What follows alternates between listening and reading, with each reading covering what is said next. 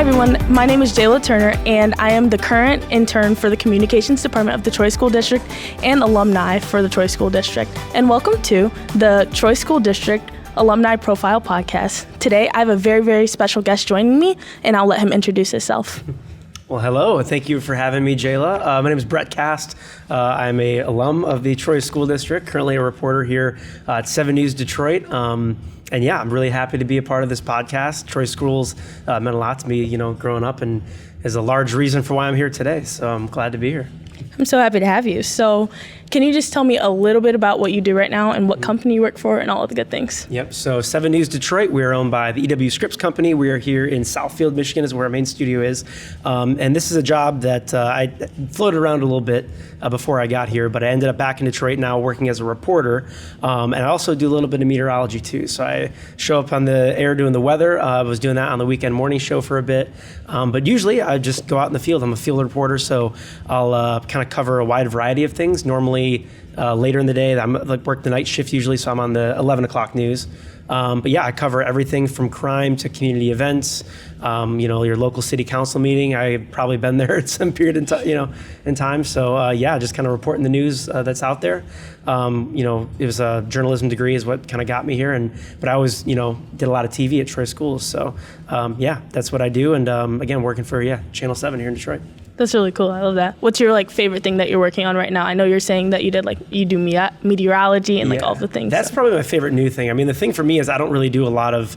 Occasionally, we'll have a long-term project where we have a story that I'll work on for a couple of days. But for the most part, I'm working today and an hour after this, we're done filming this, and I still don't know what story I'm covering tonight. And we decide that at 3 o'clock, and then by 11 o'clock it's on the air, and the next day is a whole different day where we start all over. So it's not, every day is very different. But as far as long-term things that I've been doing, I think the meteorology, I'm still getting better at it, still working on it. Still have another shift coming up in a couple weeks where I get to do that. So that's probably the most exciting new thing that I'm trying to work on and stay tuned up on. But because with reporting, it's just every day is kind of you wipe the slate clean and do another story the next day. So. Oh, okay. So that makes sense. But okay, you said 3 o'clock. I know that you have to be out of here. So is it hard to kind of get your news story today and then kind of fast and turn that around? Yeah, and a lot of times it doesn't work out. So you have to be, the thing is, one of my favorite lessons I actually learned in college was one of my professors was basically, he gave us a list. He's like, you need to do 10 things that someone will tell you no at. So you're just supposed to call around and do he wanted us to get used to hearing no and that things weren't going to work out and then find a plan B, kind of a thing. So for me, a lot of times, the other day, I was set out on a story at 3 o'clock. That story wasn't going to turn. Tried a different story. That wasn't going to work out. It was 7:30. We're on air at 10 and 11. I still don't have a story. I have no idea what I'm going to cover. Ended up going back some. It was I think I got my first interview at 8:30, and we had a story that aired at 10. And I still didn't even know exactly what I was going to do by 8. So you kind of just have to get used to going on the fly, having a plan B, not letting it phase you, and just continue to do that. So it is tough. It's very quick deadlines. You got to work very quick. And just don't. You start to at first you're always going to get nervous, but things just can't frazzle you after a while, if that makes any sense. That makes sense. Yeah. That's really, really cool. That's that kind of quick turnaround. It cuts it close. We cut it close. Some people are shocked when I tell them how tight we run it up to the deadline. 8:30 is crazy. And that's just you starting with that interview and you still don't know what you're going to say. And I still have to write it. We still have to edit it. I mean, yeah. Okay. So you talked to me a little bit about college. Can we talk a little bit about your time in the Troy School District? Were you a K through 12 kid or? Yeah, I grew up, born and raised in Troy. I lived my whole life in Troy. I was not born in Troy actually, because I was born in a different hospital, but my siblings were born in Troy, at Troy Beaumont. But yeah, so I went K through 12, went to Wass Elementary, went to Larson Middle School, and then went to Troy Athens High School. Okay. And I kind of did video stuff all throughout. It was middle school is when I first we had our announcements at Larson. Mr. Toll was our teacher, Charlie Toll. I know he's still at Larson because I saw him not too long ago, but yeah, so I had a video class then. It was the announcements. We weren't doing new stuff. We were doing just fun videos. We made a music video as one project, just learning about video editing. And what's funny is that was my first time ever learning Final Cut. And we still use Final Cut here at our station today. Oh, so it's helped me along the way. And then in high school at Athens, I was in the very first, we had the announcements my freshman year. It went away. Then we rebranded and Mr. Burns started the Athens TV program. And we just kind of went with it from that. So I was in the very first class of Athens TV. And again, it wasn't really news focused. We were like reading announcements, like anchoring news, but it was just different. We did a lot of fun videos. I did music videos, that kind of thing. And I think I edited like an Anchorman fight scene, like trying to spoof that one time. So like we did a lot of fun projects, but I really learned a lot about video editing and doing all that. And then even when I went to Michigan State, where I got a degree in journalism, and I didn't go there for that at first. I switched midway through. And I remember going, yeah, it was, what? What'd you go for first? I think I went for marketing. Honestly, to be quite frank, I wasn't certain what I wanted to do. I just knew all my friends were going to Michigan State. I wanted to go to Michigan State. It was a cool school. Yeah. I wanted to go there, and then I kind of figured it out when I was there. But I do remember going to like the Go Green, Go White Day. It was like a orientate, like during the summer. It might have been before my senior year or after my senior year. No, it was before my senior year or before my junior year, because we were looking at like what colleges I might want to go to. And they do this like event day where they bring a bunch of kids in, prospective students at Michigan State, take them through everywhere. And I remember I was with my dad, and we sat in communications because the business school was what I wanted to go and check out. Yeah. They were closed that day, so we went into the communication school, and they were showing all their TV production. My dad's like, "That is right up your alley. That's exactly what you love to do in high school. That was your favorite class." Like, and he was trying to push me in that direction, but I was like, I don't know if that's what I see my career going into. I just didn't know, I didn't know the opportunities that were out there until I got to Michigan State and realized like how many jobs are in that, like how many things, even if I didn't want to be a news reporter,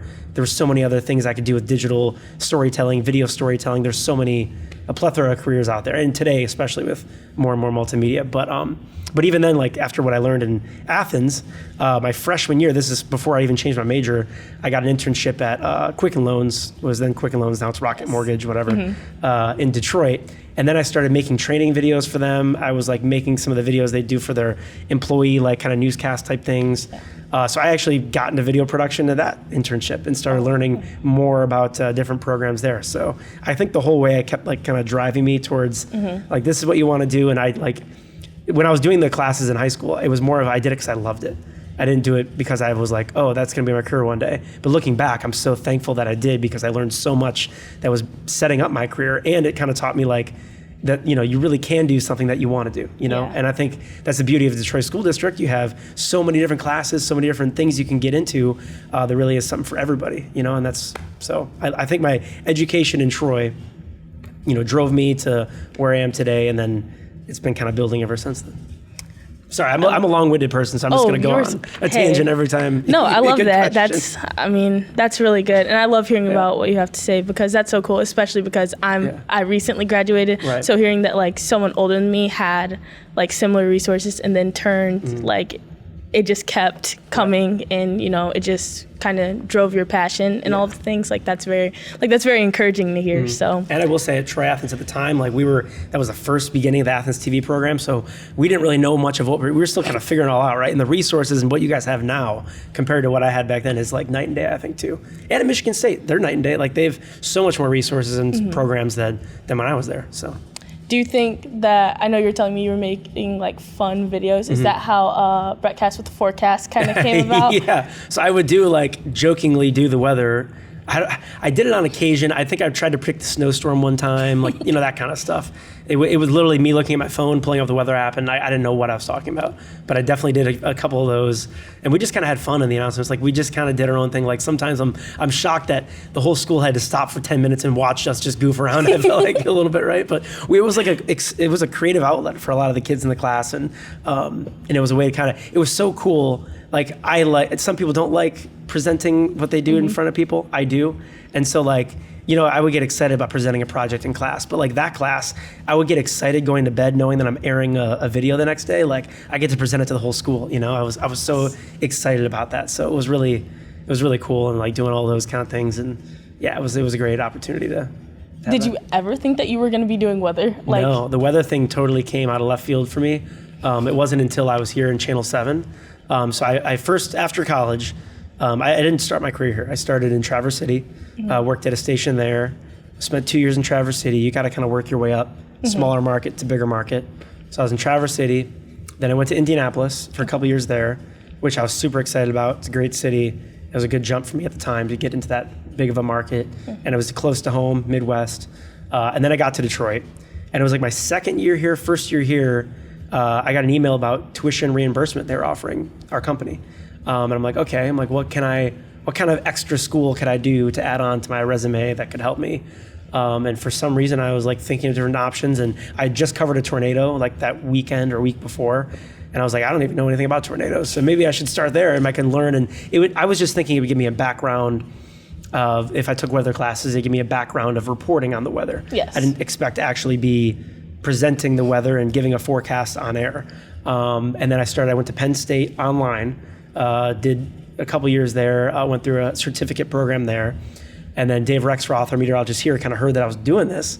And he was like, hey, he's like, we need someone maybe who could fill in on holidays or when someone's off, and let's try to train you up on this. So I started shadowing him. I would practice, and it's way harder than you'd think. Like, I feel like I'm good at talking and ad-libbing, but like, there's no prompter when you're doing weather. Like, it is, you kind of put everything yourself, like set up what you want to do, but then you just kind of got to go with it, and like, you're just talking on the fly, and it was a lot harder than I thought. And then Dave kind of really took me under his wing and helped train me a bit. And then I kind of hit the ground running with that. But that was like a couple of years ago. I didn't think the opportunity would ever come. And then one of our meteorologists, Marissa, was on maternity leave not too long ago. And so there was a 3-month window there where they needed somebody. And then Dave came to me and wanted to get me back to training again and get ready for it. And we did. And so I did it for like 3 months. I was doing the weekends every week for 3 months on the morning show. So it was a different time of day for me. I'm used to nights, and here I am waking up at 3 a.m. on a weekend. And if there's severe weather, we work like 12-hour shifts, so I have to be in from 2 to 2, so 2 a.m. to 2 p.m. Wow. And so I was like, setting an alarm for 12:30 or 12:45 a.m. is not fun, but it's part of the job. So. Is it like hard working with green screens? I feel like that could be an adjustment as there are times there's probably a clip or two. I'm thankful no one like clipped it and threw it on a TikTok, because I'm totally pointing in an entirely different direction than I was intending to. And then I have to like correct myself. And then one time I'm like still kind of new at this, trying to figure it out. Just kind of, I don't know, just kind of play it. It is harder than you think though. Once you get the hang of it though, yeah. I could see that being hard. I was going to say, because it's just green behind you, isn't it? Yeah. And then they're actually just projecting. And there's like 2 camera, like, or TV screens like on each side. So when I look to my right, I'm kind of looking at a TV screen while I'm not really looking at the board behind me ever. Even though like on that angle, it kind of looks like you are. Yeah. But you're looking really at the TV over here. But then just trying to guess where your hands gonna go. Yeah, exactly. That's cool. I just know the general vicinity is fine, So, close enough. Yeah, exactly. Have you previously done any work with like green screen, whether that be in college, at Troy? I mean, at Troy, if I'm not mistaken, at Athens TV, we had a green screen. Because I do remember, like, when I'm talking about being goofy and like just messing around, I wore a green shirt one day and I decided to sit behind the anchors, and I pulled it over my head, and then I pulled it out and then pulled it back, and then like we were just doing that kind of stuff. So yes, that was my experience with green screen. So a lot different than actually seriously dealing with a green screen. But I would mess around with the green screen in Athens, learn a little bit about it there. But yeah, really for the most part, not a lot of green screen work, no. That's really cool. Yeah. Okay. You're still learning, and I think that's really, really awesome, no matter kind of where you go, all of the different like changes you've made in all the different cities, stations, and all of that. So that's really, really cool. Speaking of, I do think that the green screen thing, with the anchors, I think that's really, really funny. Do you have any like funny memories or like anything that you're fond of that you'd want to share? From Athens TV in particular? Yeah. Or just, okay. I have a lot of things I'm fond of. I'd say it was probably when I did this, like we recreated, I don't know why, we did like the Anchorman, if you know the scene of Anchorman where all the news stations fight each other, we like we redid that in the parking lot back by the baseball field. And then I brought a graduated class who was all in college. They did like the Athens TV before, and they came out. And then like we were like just collecting, like finding everything we could pretend was like a weapon, but safe for, to show on a school announcements. Yes. But we had like, if you watch the scene in Anchorman, like they have a trident, they have like all these things. Yes. So we just had funny things we'd bring up, and we just kind of did a fake Anchorman fight. And that was like the first time I'd ever like really edited something where there was a lot of movement. And so like that was a challenge. As much as it was a fun just joking around, it was also really helpful for me, and it was a challenge to like learn how to cut on the action and like take different camera views and kind of splice it all into one video. We didn't know what we were doing when we filmed it, which made it a challenge to edit it. If you don't shoot it like knowing, or here's a sequence, well, you just kind of shoot randomly and then I figured it out later. But it was good because then you learn, I'm like, it would probably help if I shot this in a sequence, and like you kind of learn on the fly. And I think that's a lot of what we did, was just kind of learn on the fly. But it was great in the things that when we were just having fun, like this was all in our off time. Like this wasn't during school. We did this after school. I did this all on our own. And then I edited it during school, but like all the other stuff was on our own. And then like I just loved it so much that it kind of became, homework was easy when it was Athens TV. That makes sense. Hey. It was fun. Hey, easy homework sounds good to me. I think you'd like to know that like a lot of the stuff that you worked on, like it's still available on like the YouTube and some stuff. I'm happy to hear, some I'm like, didn't want that out there, but yeah. I was gonna say when I was first starting my internship, we did a little bit of like research into like different alumni and all that. So I got to watch a few of your masterpieces. Oh from gosh, Athens there's a TV. couple that I'm like, I probably should, Hey, but you can tell that there's like definitely progress in Yeah. like each one. So it's also very, very cool to kind of see where you are versus like, from playing in the Athens TV room. Right, like that's right, really right. cool. So what would you say out of like all of the things like drives your passion for the work you do today? A lot of things. I think when it comes to like doing the stories we do, a lot of them are kind of tragic. A lot of them are sad. A lot of them are finding people in their worst moments, which is a lot different than Athens TV. That's for sure.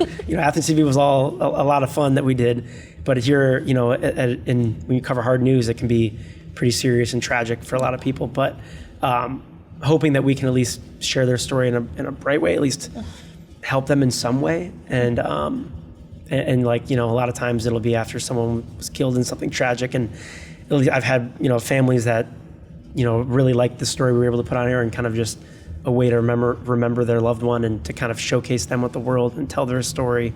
What I'd say drives me is that trying to be find a way for my work to be a positive influence in someone's life. Not to get too much into another tangent, but my family, we have a foundation, the Brett Kast Believe Miracles Foundation. I started when I was in 5th grade at WXYZ Elementary School. And it was my sister, younger sister, had been diagnosed with a brain tumor. And so at the time, I was in 5th grade with my buddy, and we decided to have a bracelet on right now. We decided to start selling these bracelets at WXYZ. That's really cool. Then we sold them at Larson. And people in the Troy School District really embraced this foundation. And we were selling bracelets to, basically it's kind of similar to a Make-A-Wish, where we help kids who have a life-threatening illness, ages 3 to 21 in the state of Michigan. And we usually do a lot of second wishes for kids. And it all kind of started in part because of the Troy School District, but also because of a story that aired here on Channel 7. So when I was in 5th grade, Glenda Lewis came in, who still works here now, came in and did a story with me and my mom, my friend, and we did a story about the bracelet sale that we were doing to raise money. And once it aired on the news with that platform that Channel 7 had, we started getting emails and emails of people wanting to buy bracelets. And it ended up like we never would have, like creating a foundation was not the intent, but then because of how much the word spread, it became something we were like, okay, let's actually, start a 501c3 organization. Let's start to grant more wishes. And so I saw like the impact that 1 minute and 30 news clip had on my life and my family's life, right? And seeing it on the lives of so many other children we've been able to help, all because of one news story.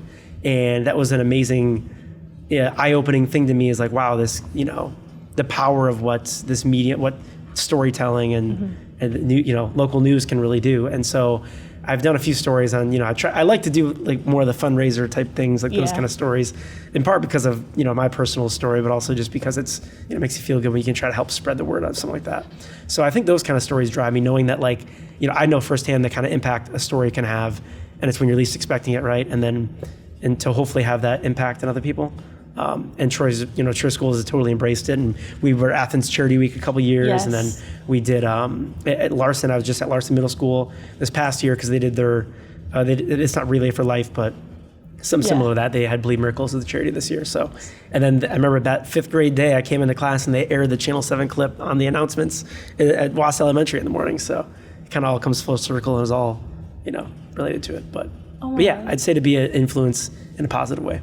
That's so cool. I think that speaks a lot to your character, to kind of like take something that happened to you and wanting to be that to somebody else. Like, that's so, so cool. And also, I'm so happy that our district was able to I remember when you guys were the Athens Charity Week. That was really cool. And also on the other side of that, because I was a Troy High student, seeing like support come from that side as well. Like, we used to do like the football games, even like it was crazy. All the people were all the support we got was insane to me. And like we had the student section all Believe Miracles shirts, and then we'd sell them with Troy High, and the Troy High would get the black shirts, we get the red shirts, and it was just like a fundraiser for our foundation. It was like, because I had a lot of friends at Troy High as well.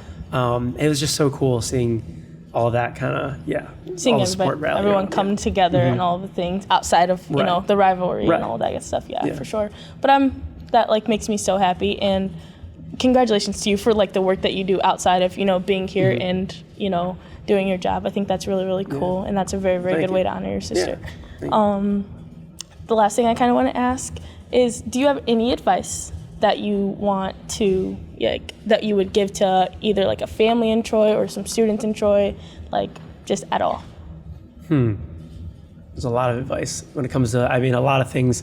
When I look back, and I mean, this is maybe, there's a lot of advice I could give, but one thing that when I was in Troy, I was in a lot of AP classes, and I don't think I took the AP test as seriously as I should have. And I think if you look at how many college credits you can get by really taking, like, at the time I wasn't thinking as much about my future as I should have, but Troy has so many great AP courses, they have so many great classes, so many great teachers, and I wish I would have taken it a little bit more seriously at times. I just had so much fun doing, you know, all the other classes too. But yeah, I would say, for any families in Troy, I think just take advantage of everything Troy Schools has to offer. You know, a lot of great classes, a lot of great programs, a lot of great like outside of class opportunities. You know, I mean, Troy, Athens, it's so many clubs. And I think like just trying to get involved and find, you know, for students, I'd say like while you're in high school or in college or in middle school, like think about your future, but also have fun at the same time. And sometimes, you know, what you wanted to do for fun ends up being what your future is anyway, right? So like that's, for me, I had my classes that I was like taking very seriously, but I also had Athens TV, which I did take seriously, but like that was like my fun class. But it ended up being what I really wanted to do. So don't shy away from doing what you enjoy and then letting that kind of take you where it may, I guess. That's good. I was gonna say that's very, very good, because it's often that, you know, I've had so many of my friends think that they were going to do like business or finance and all of the things.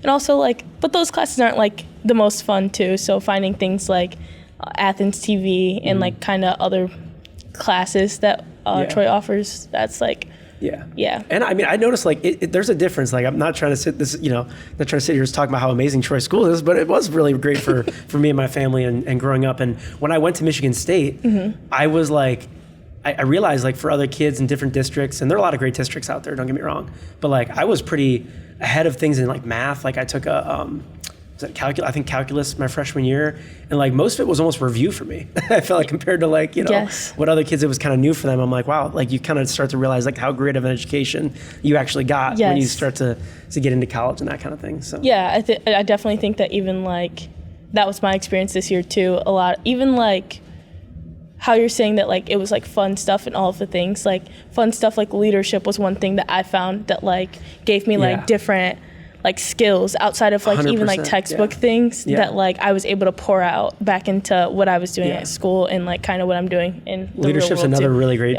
I mean I was not on student council, but I still was involved in a lot of our leadership programming. And that was always great. Yeah, I was gonna say even those fun classes definitely have some value to them, like as well as the APs, because sometimes you need a break too. I'd say, Yeah, and the social skills you learn. It was a lot of great stuff. Perfect. Well, I just want to thank you for being here and allowing us kind of, you know, to even come on site and come to the studio and all of the things. So thank you. Congratulations on all the work you're doing and your successes. And that's all from me. I'm Jayla again, and this has been the TSD Alumni Profile Podcast.